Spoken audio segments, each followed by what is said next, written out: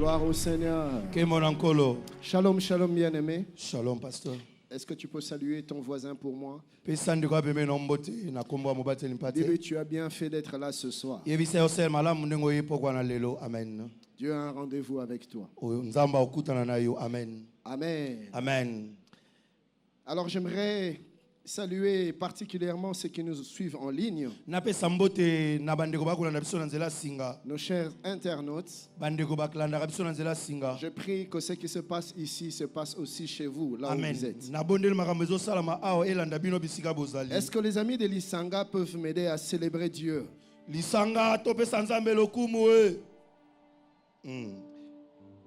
Gloire au Seigneur. Est-ce que la puisette peut m'aider à célébrer Dieu? La puisette Et est-ce que tous ensemble nous pouvons offrir une offrande d'acclamation à notre Dieu? Amen, amen. Amen. Je bénis le Seigneur pour la présence de son serviteur, le pasteur Daniel. Toujours disponible et prêt à servir le Seigneur. Merci, pasteur. Et il est pour nous une très grande bénédiction. Merci, pasteur. Merci, que Dieu se souvienne de vous, cher homme de Dieu. Merci, pasteur. Amen. Je ne sais pas s'il y a dans l'assemblée, il y a d'autres hommes de Dieu que je n'ai peut-être pas vus, mais en tout cas, là où vous êtes, sachez que nous vous aimons, nous vous honorons. Et vous nous avez honorés par votre présence. Que le Seigneur vous fasse énormément du bien.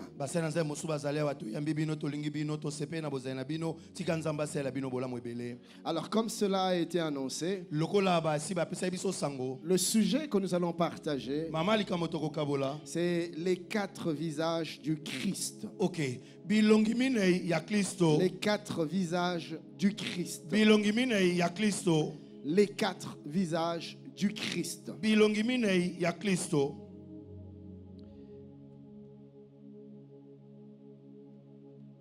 Au travers de cet enseignement, il y a un certain nombre de choses que le Seigneur veut atteindre. Un certain nombre de choses que le Seigneur est en train de poursuivre. Un certain nombre de choses que Dieu veut réaliser, accomplir dans nos vies.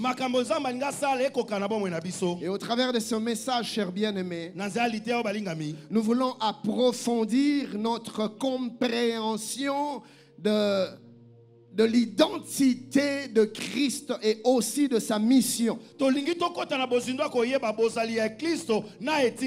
Connaître le Seigneur autrement. Connaître le Seigneur dans une autre dimension. Au travers de sa parole. Car Dieu se révèle par sa parole. Amen.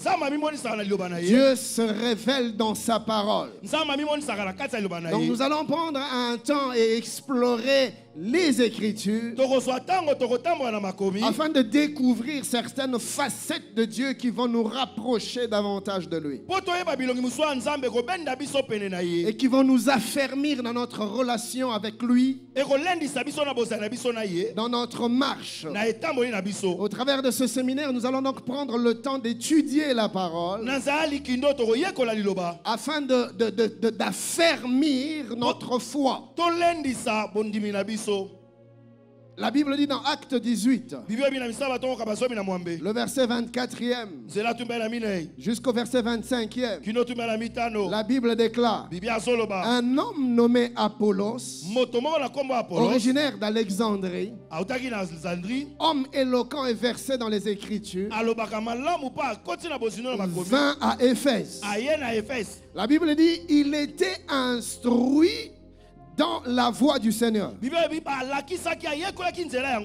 Donc ce n'était pas un novice. Ce n'était pas un ignorant. Ce n'était pas on va dire un enfant en matière de connaissance des choses de Dieu. Il avait déjà un certain niveau. Il avait une certaine instruction. Il était instruit dans la voie du Seigneur. Et il était fervent d'esprit.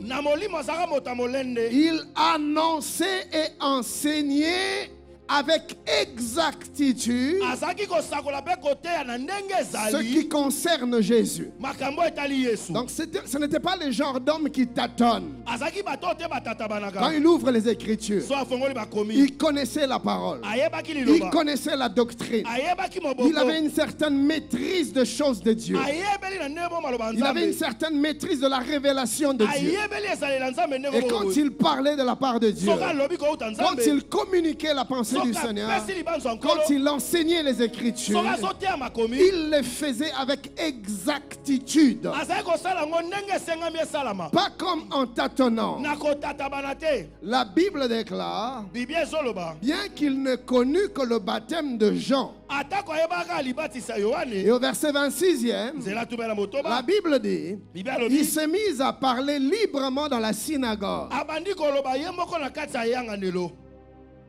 Aquilas et Priscille, l'ayant entendu, le prirent avec eux. Écoutez ça. Et lui exposèrent plus exactement la voix de Dieu. Il avait déjà une certaine exactitude. Mais voyez-vous, chers bien-aimés, dans les choses de Dieu, on n'arrête jamais d'apprendre. Et d'ailleurs, le Seigneur nous appelle à ça. Aller toujours un peu plus loin avec lui. À monter toujours un peu plus haut avec lui. À les connaître toujours un peu plus. Apollos connaissait déjà, et même quand il enseignait, ce n'était pas en tâtonnant, c'était avec exactitude. Mais quand Priscille et Aquilas l'ont pris, ils l'ont amené dans une autre dimension, dans une connaissance beaucoup plus exacte, dans la voix du Seigneur, dans la voix de Dieu. Nous connaissons le Seigneur, nous avons une communion avec Dieu, nous avons une relation avec Dieu, nous avons une expérience avec Dieu. Mais ce pourquoi le Seigneur nous a appelés en ces lieux, c'est afin de nous amener dans une dimension beaucoup plus élevée que là où nous sommes. Et ce que Dieu attend de toi, que tu aies un cœur ouvert et un esprit disposé. Bien-aimé dans le Seigneur, Dieu ne peut faire avec toi au-delà de ta propre volonté. Dieu ne peut jamais t'amener là où tu ne désires pas arriver. Dieu ne peut jamais te donner au-delà de ta soif. Ta soif détermine la portion de la révélation que Dieu va libérer dans ta vie.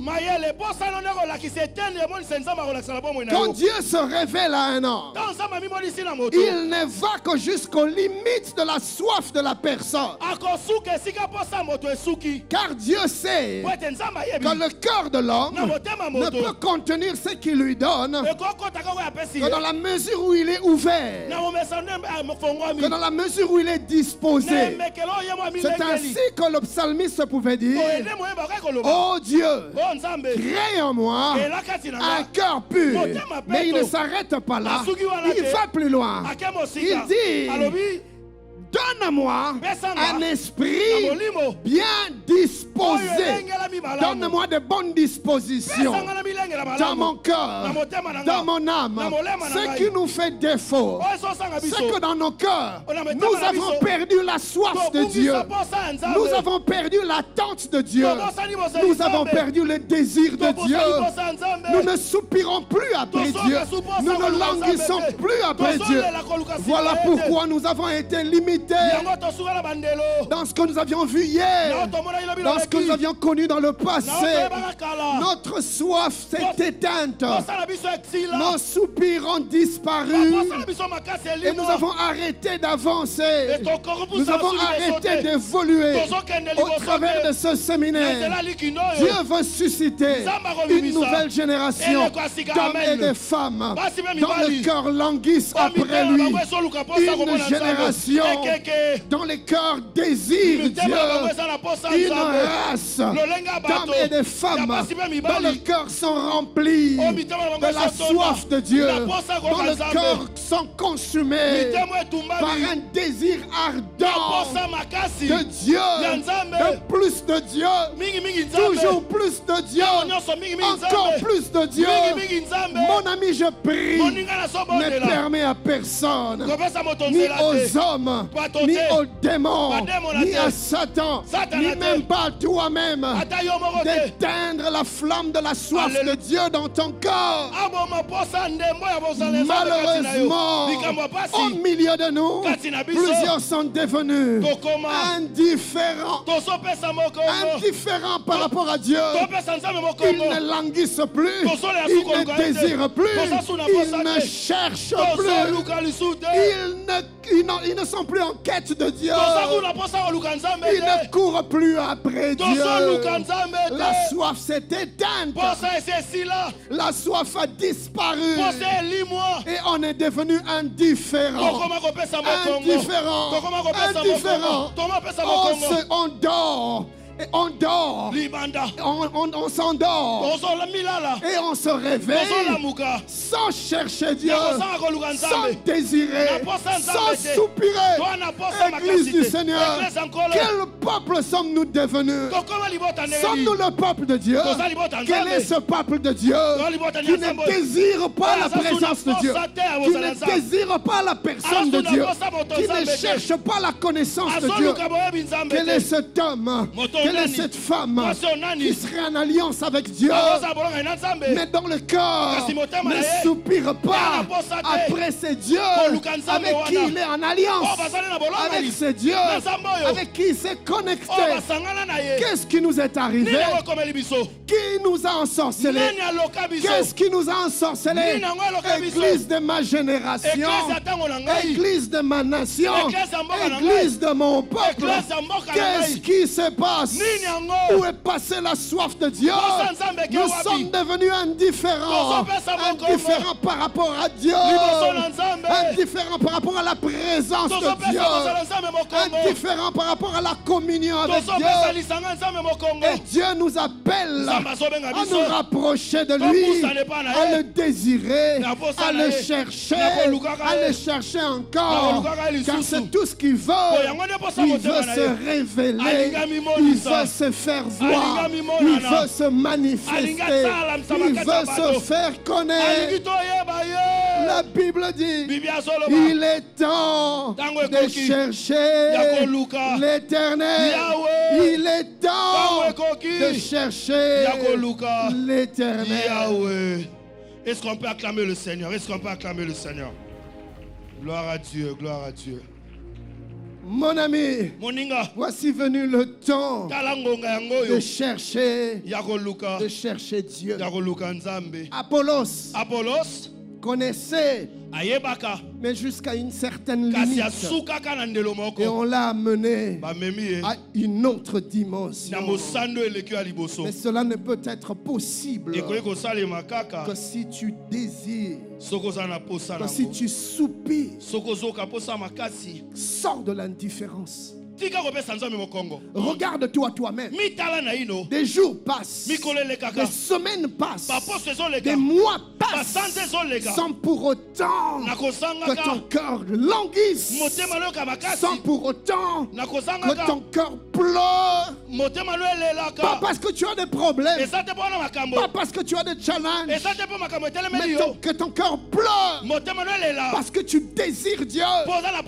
Quelle est la dernière fois que tu as pleuré des désirs, des soupirs, de soif? Quelle est la dernière fois que ton cœur a été brisé, que ton cœur a été déchiré parce que tu avais besoin de plus de Dieu? Quelle est la dernière fois? Quelle est la dernière fois? Mon ami, tu ne peux continuer comme ça. Non, non, non, non. Non, non et non. Sors de l'indifférence. Je suis venu t'annoncer la fin de la saison de l'indifférence. L'indifférence a expiré. Nous devons désirer Plus de Dieu. Mingi Plus de Dieu. Bien Bien-aimé, rien n'est plus important que Dieu. Amen. Pourquoi vivons-nous? Pour qui vivons-nous? Quelle est la raison de la vie? Quelle est la raison de l'existence? Si ce n'est Dieu, tu vis pour Dieu. Je vis pour Dieu. Nous existons pour Dieu. Où est la raison de la vie? Après quoi courons-nous? Que cherchons-nous? Pourquoi courons-nous à gauche? Pourquoi courons-nous à droite? Bien-aimé, tout n'est que passager. Tout n'est que éphémère. Seul Dieu est éternel. Quelle est la raison de ta vie? Dieu est la raison de ta vie. Amen. Le temps est arrivé où tu dois chercher Dieu tel que tu ne l'as jamais cherché. Amen. Dieu est plus précieux que l'oxygène dont tu as besoin pour vivre. Dieu est plus précieux que les aliments que tu manges pour vivre. Dieu est plus précieux que l'air que nous respirons. Dieu est plus précieux que la vie. Dieu est plus précieux que la vie. Oh Dieu.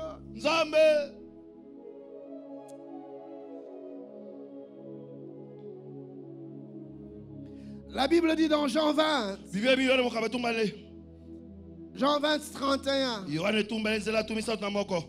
mais ces choses ont été écrites afin que vous croyiez que Jésus est le Christ, le Fils de Dieu, et qu'en croyant vous ayez la vie en son nom. Ainsi, au travers de cet enseignement, nous allons analyser par les Écritures certains aspects et certaines facettes de la personne du Christ et même de Dieu. Car avant que nous puissions aborder les visages de Christ, nous passerons un temps dans les visages de Dieu. Les visages de Christ nous sont révélés dans le Nouveau Testament. Les visages de Dieu nous sont révélés dans l'Ancien Testament. Je prie que Dieu me donne une meilleure gestion de temps afin d'exploiter, de vous annoncer toutes ces choses.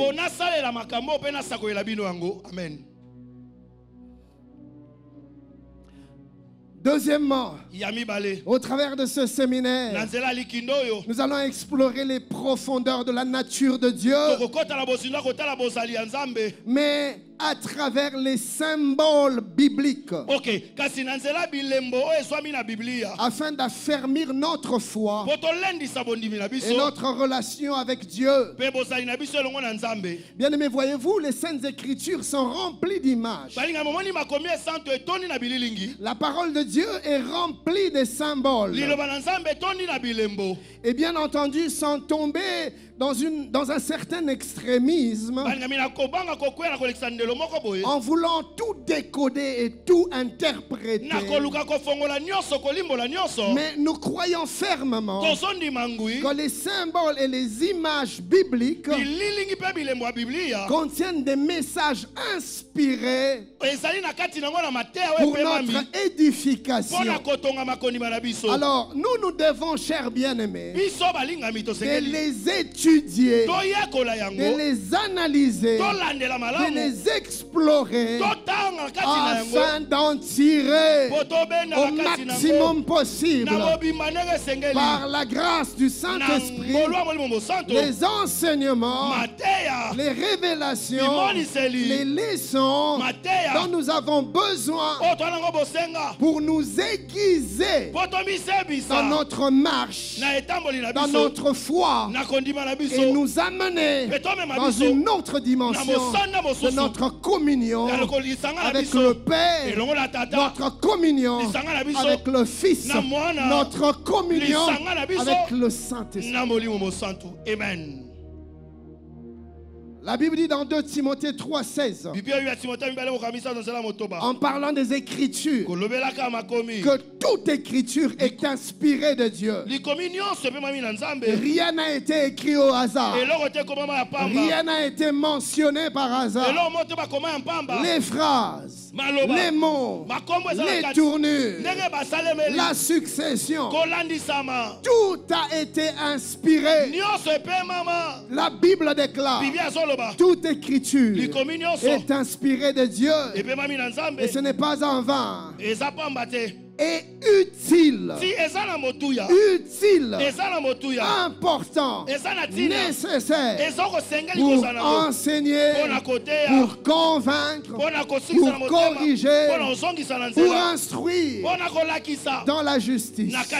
Donc nous allons partir de certains symbolismes pour puiser la pensée de Dieu, puiser les enseignements de Dieu, puiser les révélations de l'esprit caché dans ces images, afin de nous amener à une plus grande proximité avec Dieu. Bien-aimé, le but pour lequel Dieu nous a donné le Saint-Livre, le but pour lequel Dieu nous a révélé sa parole, n'est rien d'autre que nous donner plus de rapprochement avec lui, plus de proximité avec lui, plus de connexion avec lui, plus de communion avec lui. C'est pour ça la parole sert à ça, nous rapprocher de Dieu. La Bible déclare dans Ephésiens 4, 14 à 15, afin que nous ne soyons plus des enfants flottants et emportés à tout vent de doctrine par la tromperie des hommes, par leur ruse, dans les moyens de séduction, mais que professant la vérité dans la charité, nous croissions à tous égards en celui qui est Christ, le chef. Vous voyez, frère, ce qui se passe aujourd'hui à cause de faux prophètes, des faux docteurs qui nous ont amené des enseignements pernicieux, des doctrines des démons, les chrétiens mal affermis ou non affermis se sont retrouvés emportés dans l'égarement, dans des faussetés, dans des mensonges, loin de la pensée de Dieu. Et au travers de ce séminaire, nous voulons nous donner une certaine connaissance afin de nous affermir dans les Écritures, dans la parole, dans la connaissance de Dieu.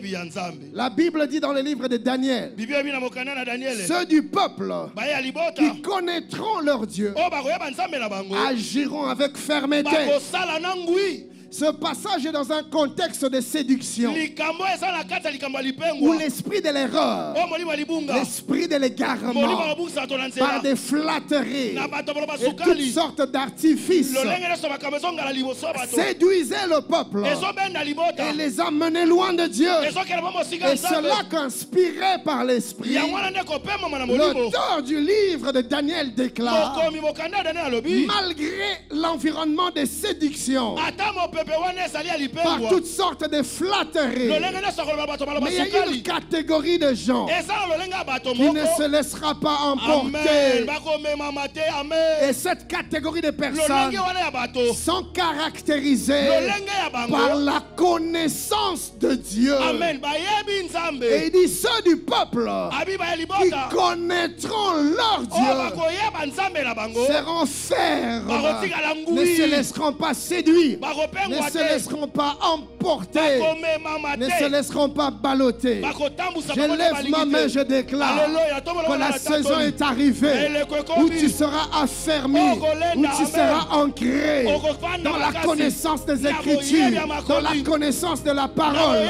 Je ne parle pas d'une connaissance intellectuelle, mais je parle de la révélation dans ton esprit. Reçois l'esprit de la révélation, reçois l'esprit des Écritures, reçois l'esprit de la parole, reçois l'esprit des prophéties. Au nom de... Donne-moi un bon amen. Oh bien-aimé, donne-moi un bon amen.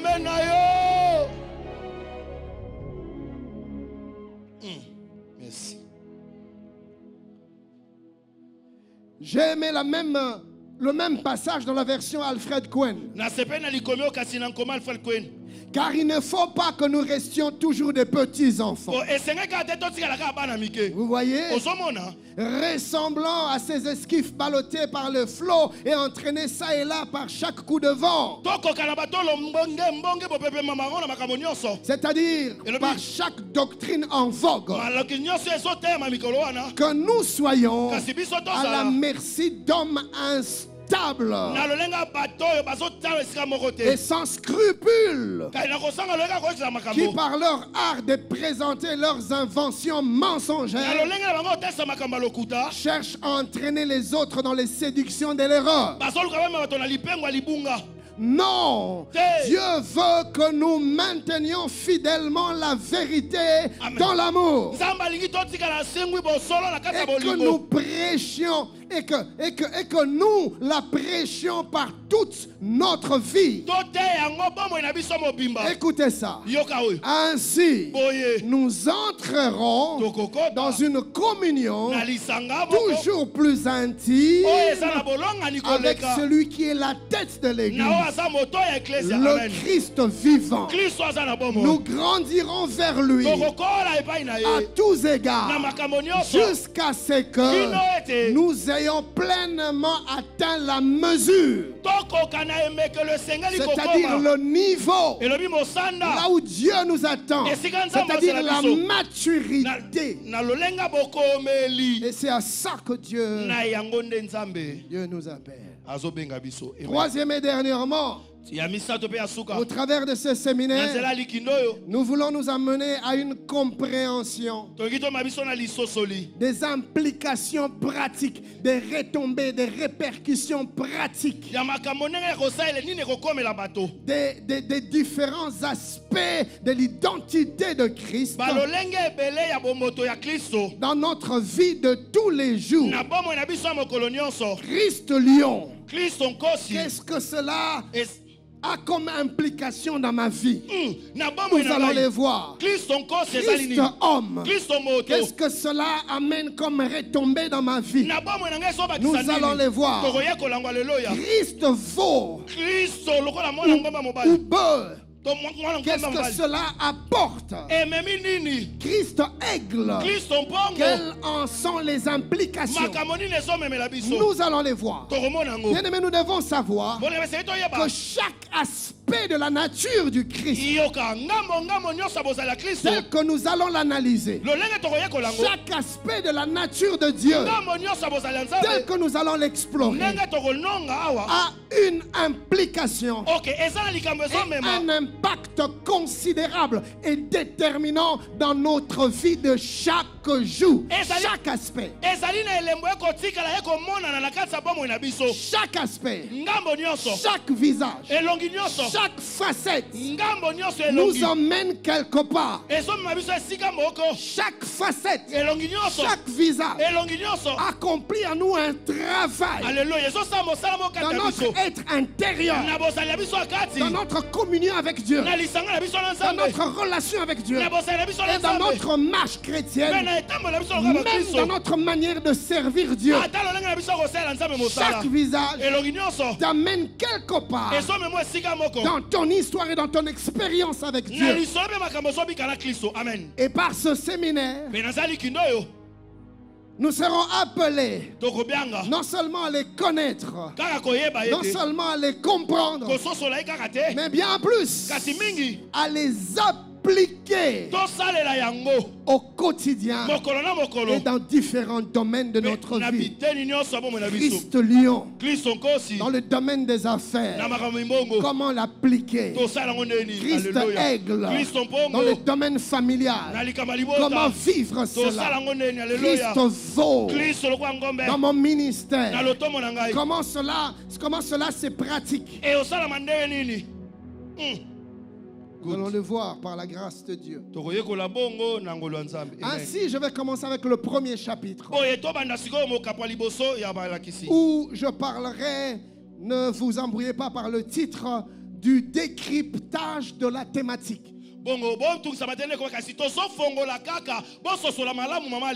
Décryptage veut dire tout simplement compréhension du texte.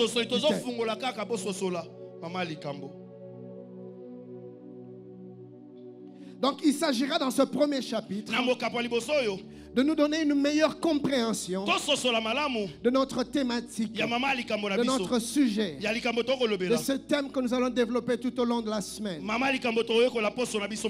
Et chers bien-aimés, comme vous le savez, comme cela a été dit et répété, et comme je l'ai dit au début de mon enseignement, le thème de ce séminaire est le suivant: les 4 visages du Christ. J'aimerais que tu regardes 3 personnes et que tu leur dises 4 visages de Christ. 4 visages de Christ. Alors notez avant d'aller plus loin que Dieu n'a pas que 4 visages. Merci, pasteur. Mais nous allons nous limiter à 4. Croyez-moi, bien-aimés, si nous devrions exploiter chaque visage de Dieu, nous n'en finirons pas, que nos cheveux blanchiront, que nos forces nous quitteront, que les enfants de nos enfants naîtront, que nous serons toujours en train d'étudier les visages du Christ. Notre Dieu est un Dieu illimité. Il n'a pas de frontières. Notre Dieu est éternel. Et dans sa dimension d'éternité, il demeure une source insondable et inépuisable.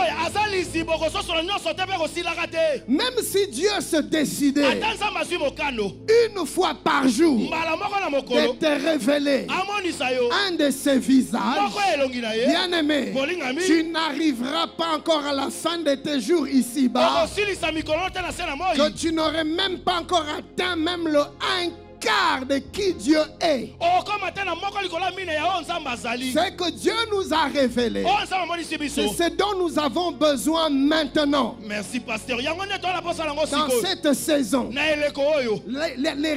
les révélations de Dieu dont tu as besoin afin de vivre une communion, une relation stable, une vie victorieuse avec lui ici-bas, c'est ce que Dieu te donne. Il y a d'autres choses que Dieu ne peut pas nous révéler. D'abord, il n'y aura pas suffisamment de temps pour le comprendre. On aura besoin d'énormément de préalables pour comprendre certaines dimensions de l'identité de Dieu. Deuxièmement, il y a des visages de Dieu. Il y a des facettes de Dieu. Il y a des dimensions de Dieu que la nature humaine ne saurait supporter. Un homme dans la Bible a demandé le nom de Dieu. On lui a dit: pourquoi demandes-tu mon nom? Il est merveilleux. Il y a des noms de Dieu que les oreilles humaines ne peuvent supporter. Si Dieu ose le déclarer, bien aimé, il y aura des bugs dans nos cerveaux.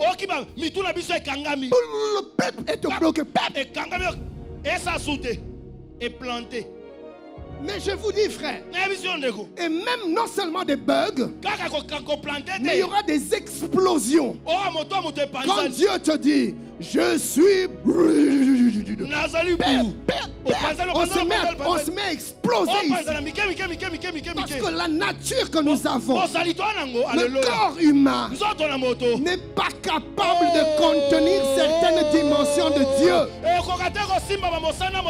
Voilà pourquoi Dieu ne pouvait nous permettre l'entrée dans l'éternité avec ce corps. Merci, pasteur. Ainsi il a dit, le jour de l'enlèvement, afin que vous puissiez voir la présence de Dieu, il dit ce corps corruptible va revêtir l'incorruptibilité. Et ce corps mortel doit revêtir l'immortalité. Parce que la dimension dans laquelle vous êtes, impossible. Et la Bible dit, aucun homme ne peut voir Dieu et vivre. Parce qu'il y a des dimensions de Dieu qui est au-delà de ce que l'humain, de ce que le naturel peut supporter. Donc quand on parle de 4 visages, cela ne veut pas dire qu'il n'y a que 4. Il y a bien au-delà de notre entendement, de notre imagination, de notre intelligence. Alors quand on dit visage, que devons-nous entendre par ce concept visage? Qu'est-ce que cela veut dire? Bien aimé dans le Seigneur, le concept visage peut revêtir plusieurs dimensions, plusieurs significations et plusieurs symbolismes dans les Écritures. Alors, voici quelques façons d'interpréter ou même de comprendre ce concept visage dans la perspective biblique, dans la perspective théologique, dans la perspective spirituelle.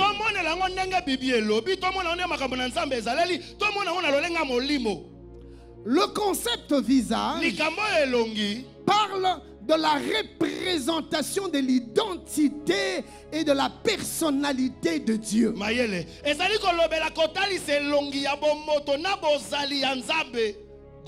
Visage parle de la représentation de l'identité et de la personnalité divine. Mais regardez à l'esprit que ce n'est qu'une représentation aux limites de ce que l'homme peut supporter.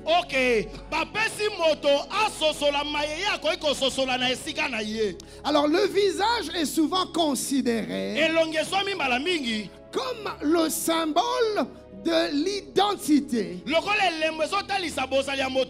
comme l'image de la personnalité d'un individu. Et dans notre contexte, dans le contexte de notre message, de notre séminaire, le visage doit être perçu comme le reflet de ce qu'est un individu, mais dans son être intérieur.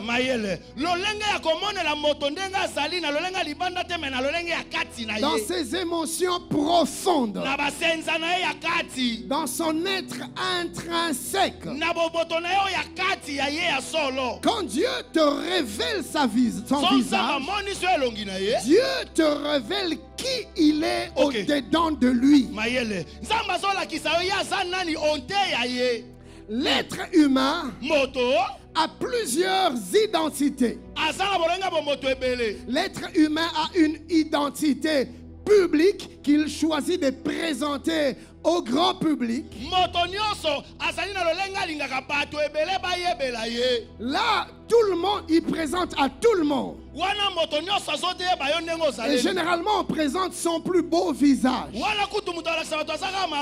sa plus belle facette. C'est ce visage que nous mettons sur les réseaux sociaux. Parce qu'on veut que les gens aient une meilleure impression de nous. Et puis il y a une identité que l'on réserve à un cercle fermé, le cercle des intimes. Ok. C'est seulement un petit nombre qui est au courant.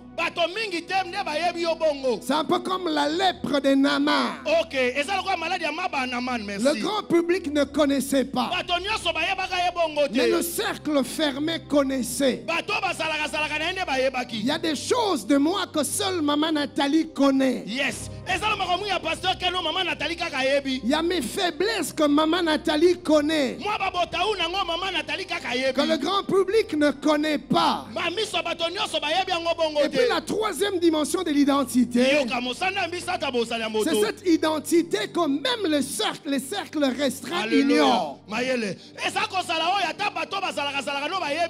Des choses que tu n'as gardées que pour toi et pour toi seul. Des choses que tu ne diras jamais à qui que ce soit. Donc quand on parle du visage, on parle de l'identité dans ces trois dimensions. Et quand Dieu révèle, oh la missa pria. Quand Dieu révèle son visage, il y a des gens qui reçoivent la révélation. Oh my God. Réservée au grand public. C'est-à-dire qu'ils ont une connaissance générale de Dieu. Dieu est un être lointain. Ils ont une connaissance vague de Dieu. Mais ce visage-là ne peut pas avoir un véritable impact sur ta vie.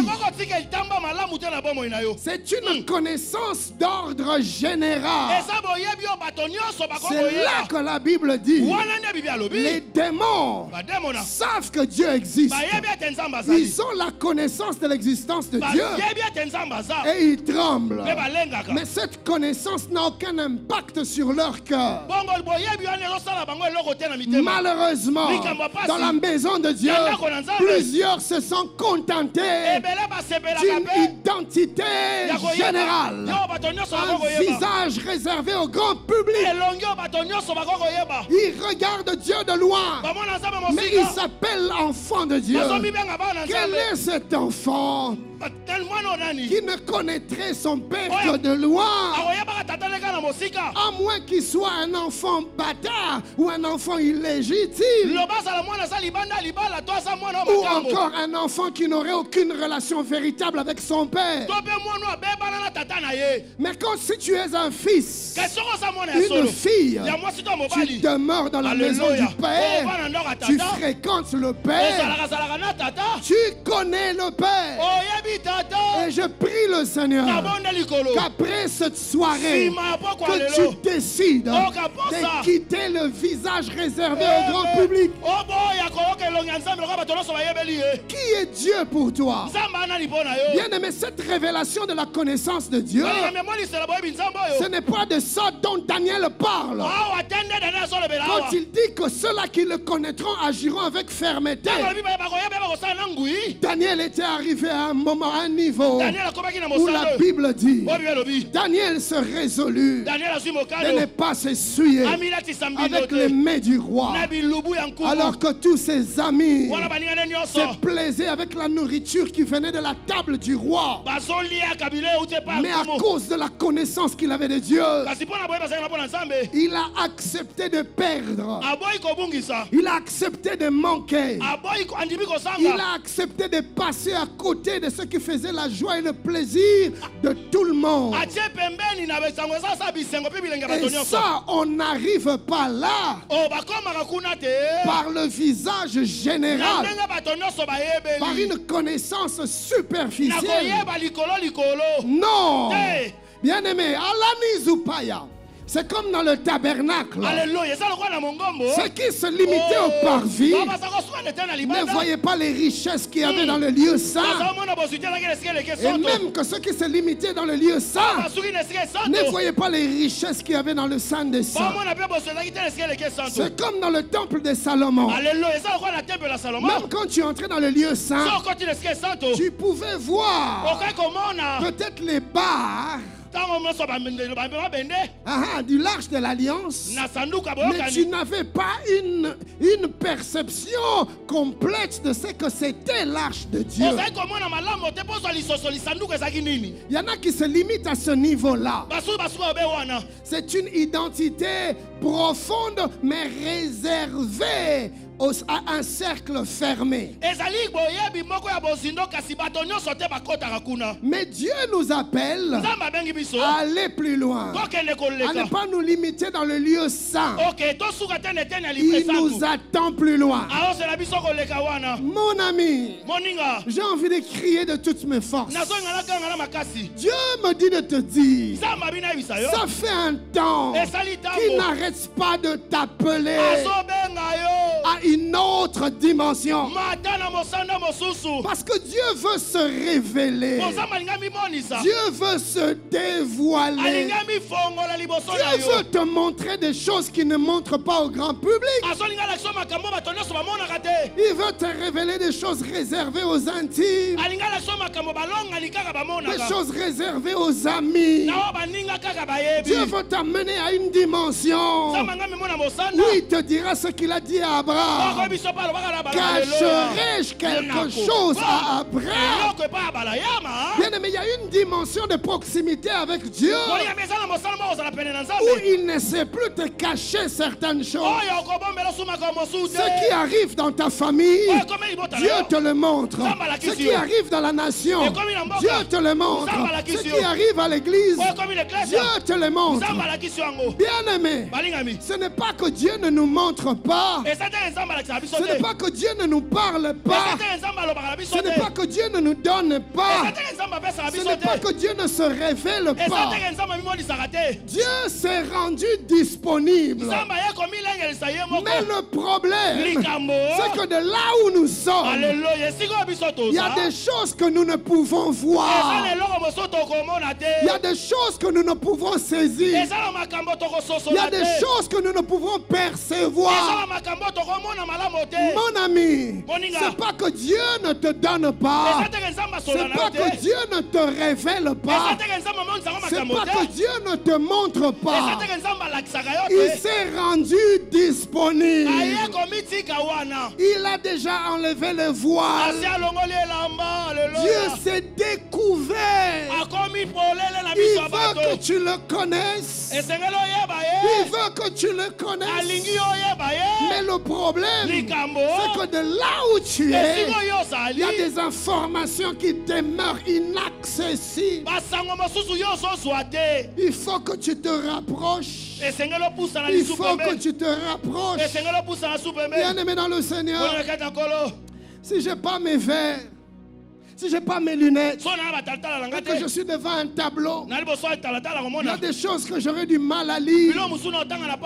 Mais qu'est-ce qui se passe? Et pourtant c'est déjà écrit.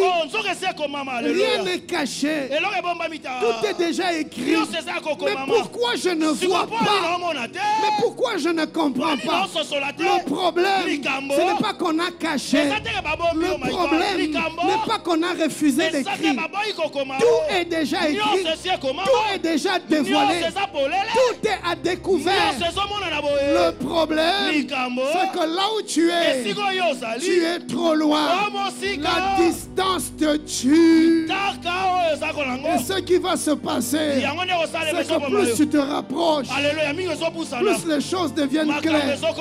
Plus tu te rapproches, plus tu vois, plus tu te rapproches, plus tu comprends, plus tu te rapproches, plus tu découvres, jusqu'à atteindre l'intimité personnelle, l'identité secrète qu'on ne dit même pas au cercle fermé. C'est là que Dieu nous appelle. C'est là que Dieu nous attend. Mon ami, est-ce que tu peux entendre l'appel de Dieu? Vas-tu enfin entendre l'appel de Dieu? Vas-tu enfin entendre l'appel de Dieu? de sa sainte montagne, par l'esprit de prophétie, Adonai n'a pas arrêté de crier. Où es-tu? Rapproche-toi. Encore un pas de plus. Viens plus près. Et de là où tu es, tu n'arrêtes pas de prier. Tu n'arrêtes pas de demander. Seigneur, montre-moi. Seigneur, révèle-moi. Seigneur, donne-moi. Mais Dieu veut bien. Il a déjà rendu. Oh, la Nizapia. Abraham ne serait pas monté sur la montagne. Il n'aurait pas vu le bélier. Il n'aurait jamais vu la provision. Et Dieu de sa sainte montagne n'arrête pas de t'appeler. Avance. Mais rapproche-toi. Mais voilà que quand nous voulons nous approcher, les distractions de ce monde viennent nous arrêter le passage. Bien-aimé, viens mon frère. J'ai besoin de quelques personnes pour illustrer cela. Viens, Casse. Viens, ma grande. Viens. Mon frère, viens. J'ai besoin de quelques personnes. Mon frère, viens. Voyez-vous, mes amis, Dieu est là, en train de nous appeler à lui, parce qu'il a tellement de choses qu'il veut que nous puissions comprendre, qu'il veut que nous puissions avoir, qu'il veut que nous puissions devenir. Mati Pataganazaya. Bien-aimé, Dieu cherche des canaux. Dieu cherche des voies. J'en parlerai demain. Par lequel il va manifester sa sagesse et sa puissance. Mais il cherche des voies. Il cherche des canaux. Il veut se révéler au monde. Mais par où passer? Mais par qui passer? Tous nous sommes préoccupés. Tous nous sommes pris. Et Dieu de sa sainte montagne cherche des hommes, des femmes qui vont se rendre disponibles. Mais le problème, c'est les obstacles qui nous empêchent de voir Dieu, qui nous empêchent d'atteindre Dieu. Le problème, c'est des obstacles qui nous bloquent la route. Le problème, c'est des obstacles qui nous éloignent de Dieu. Et de là où nous sommes, nous avons un faible aperçu de Dieu. Nous ne voyons que comme au travers d'un miroir. Nous ne voyons que comme derrière un voile. Nous voyons comme des hommes, comme des arbres. Voilà pourquoi, frère, même quand tu parles de Dieu, il n'y a pas de vie. Quand tu parles de Dieu, il n'y a pas de conviction. Quand tu parles de Dieu, les âmes ne sont pas touchées. Pourquoi? Comment veux-tu parler de celui que tu n'as pas vu? Comment vas-tu parler de celui que tu ne connais pas? Comment vas-tu parler de celui dont tu n'as pas saisi la révélation? Et nous parlons de Dieu que sur base des bribes, sur base des miettes. Et nous ne sommes pas différents des autres religions. Nous ne sommes pas différents des autres mouvements spirituels. Nous ne sommes pas différents. Nous ne faisons peur à personne, ni au diable, ni aux démons, ni aux occultistes, ni aux sorcières.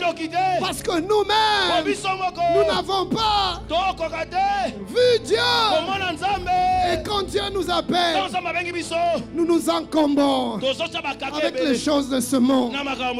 Tu veux t'approcher de Dieu, mais il y a des choses que tu ne veux pas lâcher. Tu veux t'approcher de Dieu, il y a des distractions que tu ne veux pas lâcher. Tu veux t'approcher de Dieu, il y a des choses qui te distraient. Bien-aimé, le temps est arrivé où tu dois te dépouiller des choses qui t'empêchent d'atteindre Dieu. Il y a des choses qui t'empêchent d'atteindre Dieu. Mais il y a des choses auxquelles toi-même tu es attaché. Il y a des choses qui sont attachées à toi. Mais il y a des choses auxquelles toi-même tu es attaché. Non seulement il y a des choses qui s'attachent à toi doivent te quitter, mais il y a des choses auxquelles tu es attaché que tu dois lâcher. Amen. Suis-je en train de parler à quelqu'un? Merci, pasteur. Tout ce qui t'empêche de voir Dieu et qui t'éloigne de Dieu n'ont qu'un seul sort. Tu dois les éloigner. Éloigne de ta vie tout ce qui t'éloigne de la vie de Dieu. Éloigne de ta face tout ce qui te sépare de la face de Dieu. Il veut te révéler une autre dimension de sa personne. Mais tu dois aller au-delà des limites. Au-delà des limites de la chair. Au-delà des limites de ta propre volonté. Au-delà des limites de ta propre raison. Au-delà des limites de ton intelligence. Tu dois renoncer à toi-même. Te détacher de toi-même. Te séparer de toi-même. Dieu t'attend dans le lieu secret, dans le sang des saints.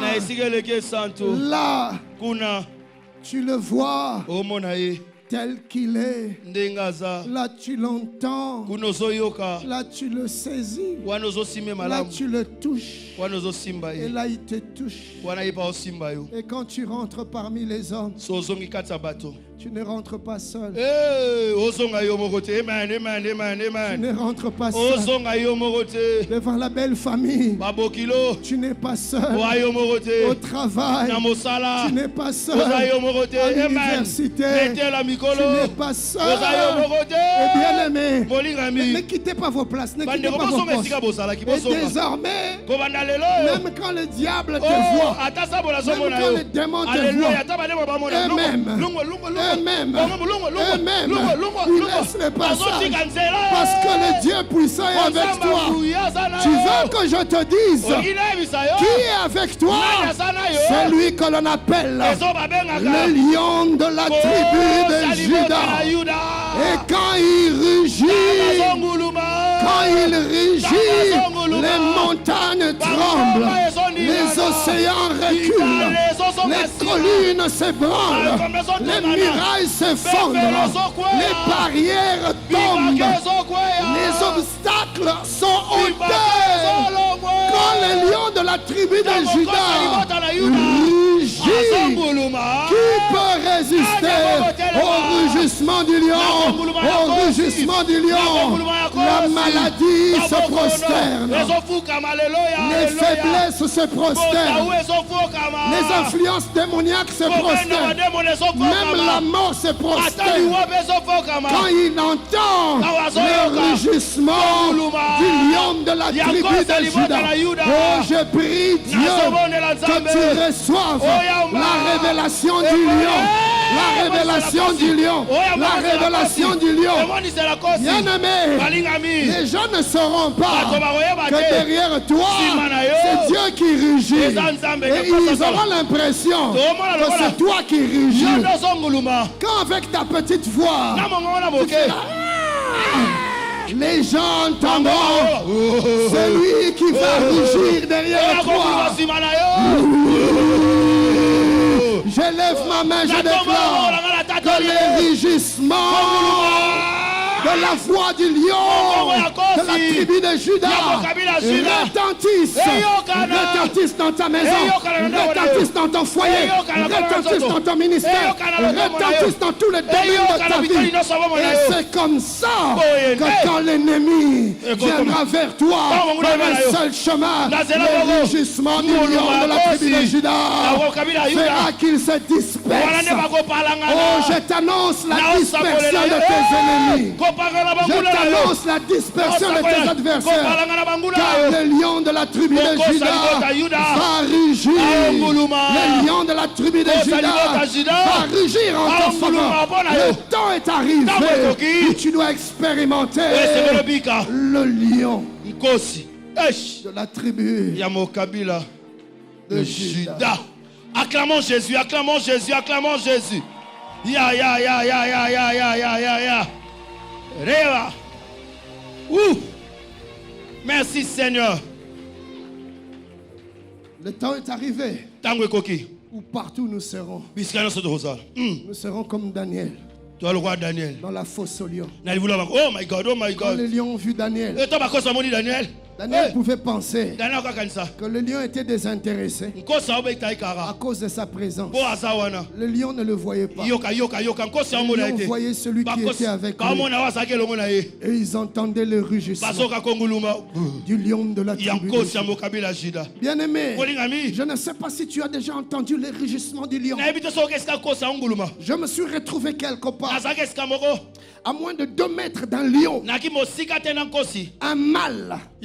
Pas un lionceau, un lion. Et à un moment donné, la lionne a voulu prendre sa proie. Bien aimé, j'étais à quelques mètres, moins de 3 mètres. Je pense même moins de 2 mètres. Rassurez-vous, il était dans l'enclos. La lionne a voulu prendre sa proie. Giresse. Le lion a rugi. Tu n'as aucune idée de la puissance qu'il y a dans le rugissement du lion. Tu as l'impression que tes entrailles bougent dedans. Impossible. Tu ne peux tenir devant le rugissement du lion. Impossible. Impossible. C'est d'une telle détonation. C'est d'une telle puissance. Et ça, ce n'est qu'un animal. Une créature. Je ne vous parle pas du lion animal, je vous parle du Créateur. Qui pourra résister devant le rugissement du lion de la tribu de Juda?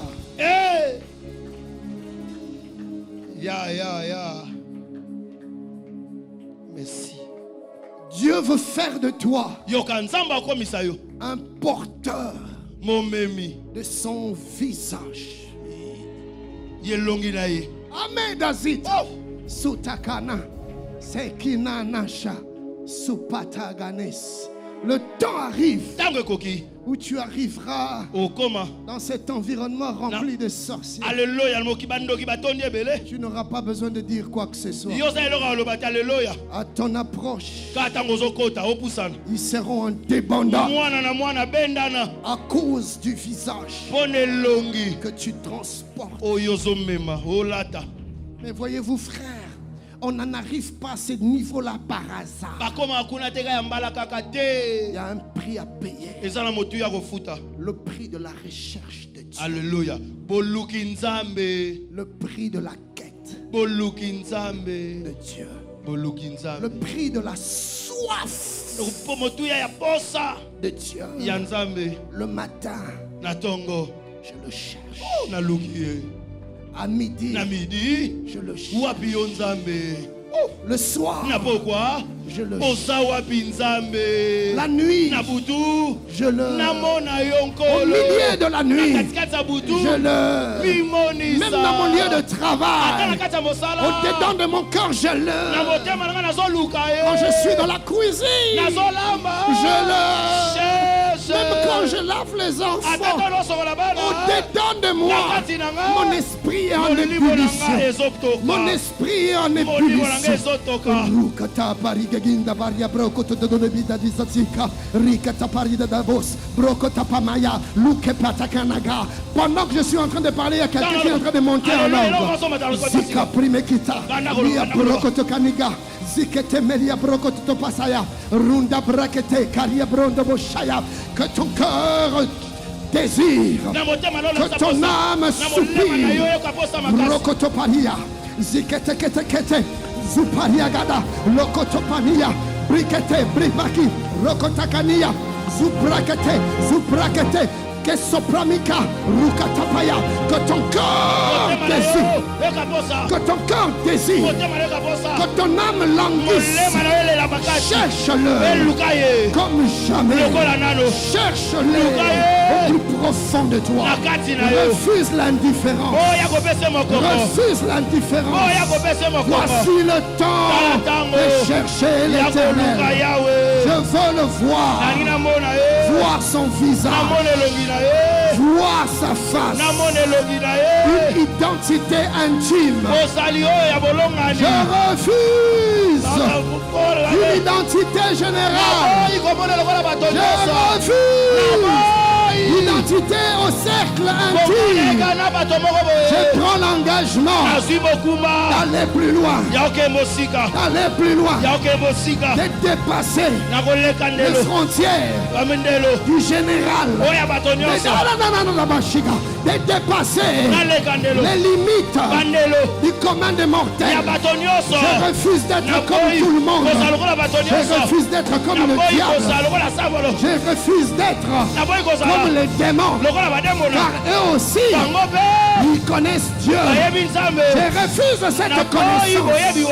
Je veux une autre dimension. Aïe, une autre dimension.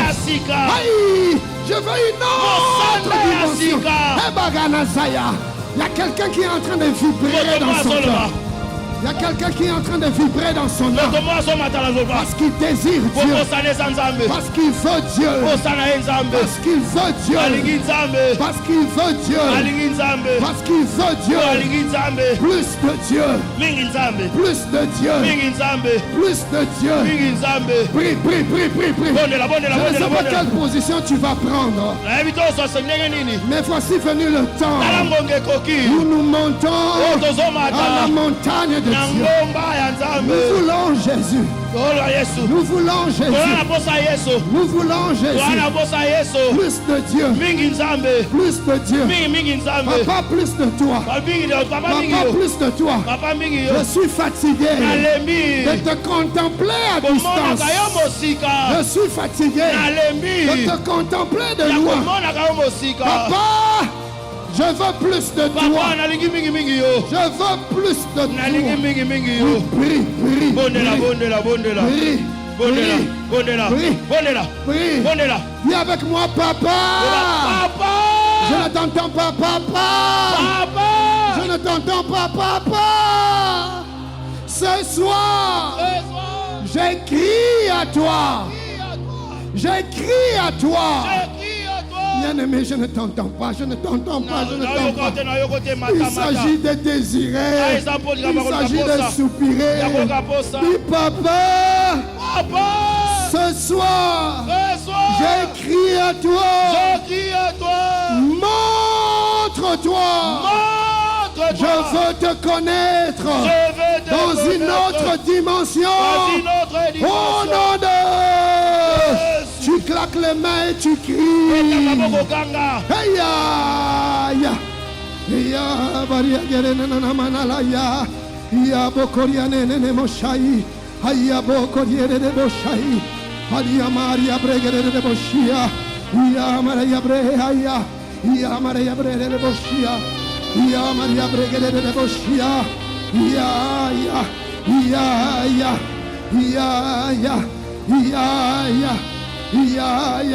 Crie, crie, crie, crie, crie, crie, crie, crie.